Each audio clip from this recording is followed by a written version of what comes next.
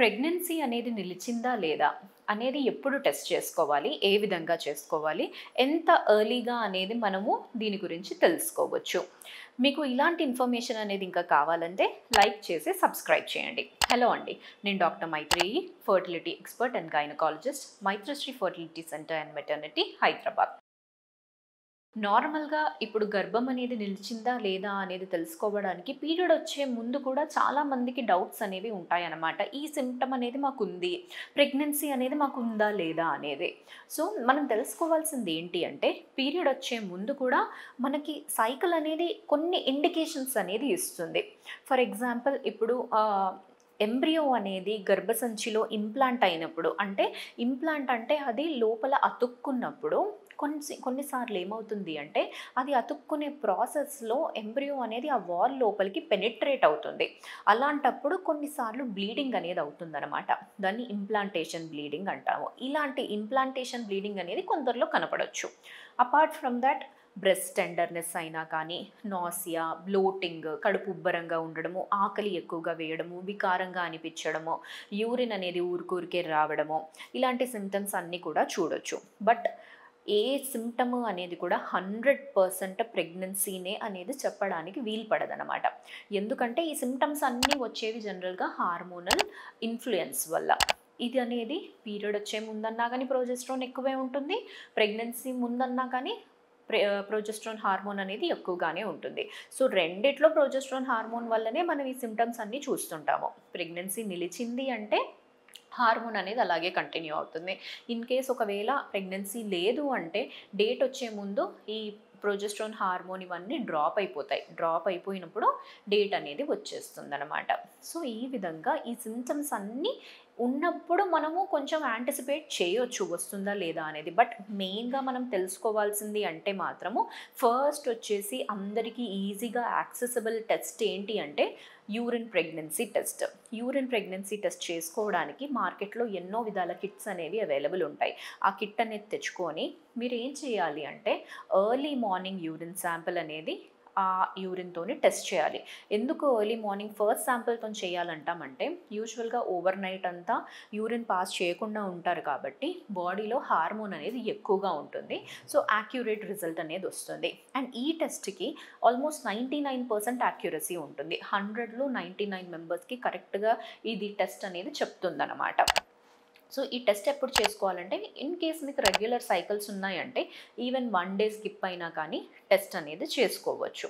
దాని తర్వాత వచ్చేసి కొందరికి ఈ టెస్ట్ పైన డౌట్ ఉంటుంది అండ్ వీక్ పాజిటివ్ వస్తుంది.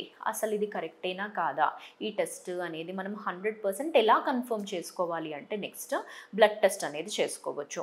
బ్లడ్ టెస్ట్లో beta HCG test. Beta HCG hormone అనేది మనం చేసినప్పుడు బ్లడ్లో ఏ లెవెల్లో ఉంది అనేది చూస్తాము.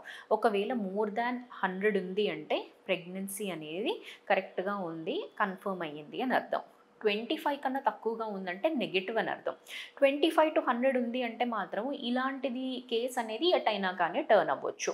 రైజ్ అయ్యి పాజిటివ్ అవ్వచ్చు, లేదు అంటే తగ్గిపోయి నెగిటివ్ కూడా అయ్యే ఛాన్సెస్ అనేవి ఉంటాయి. ఈ 25 to 100 కేసెస్ మాత్రము ఎక్టోపిక్ ప్రెగ్నెన్సీలు ఏమన్నా నిలుస్తున్నాయా అన్నట్టుగా కొంచెం మనం జాగ్రత్త పడాల్సి వస్తుంది. తర్వాత వచ్చేసి న్యాచురల్గా ట్రై చేసినప్పుడు అయితేనేమో మీరు నార్మల్గా ఎటువంటి మెడికేషన్ తీసుకున్నప్పుడు డేట్ స్కిప్ అయ్యే వరకు వెయిట్ చేయండి. ఇన్ కేస్ ఒకవేళ ఏమైనా ట్రీట్మెంట్స్ ఏమైనా చేయించుకున్నారు, ఐయుఐ అయినా ఐవీఎఫ్ అయినా ఇలాంటి ట్రీట్మెంట్స్ ఏమైనా చేయించుకున్నారంటే టెస్ట్ అనేది ఎప్పుడు చేసుకోవాలి? టెస్ట్ అనేది చేసుకోవాలంటే మీకు ప్రొసీజర్ అయిన తర్వాత, ఈ ప్రొసీజర్ అనేది ఫర్ ఎగ్జాంపుల్ ఐయుఐ ప్రొసీజర్ మీకు ఫస్ట్ రోజు అయ్యింది.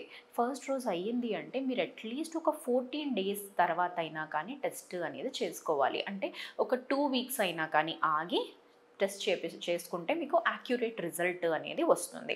ఐవీఎఫ్లో కూడా అంతే. 2 వీక్స్ తర్వాత ఎంబ్రియో ట్రాన్స్ఫర్ చేసిన తర్వాత అంటే ఈ ఎంబ్రియోస్ అనేవి మనం గర్భసంచి లోపలికి ట్రాన్స్ఫర్ చేశాక 2 వారాల తర్వాత టెస్ట్ చేసుకోవాలి.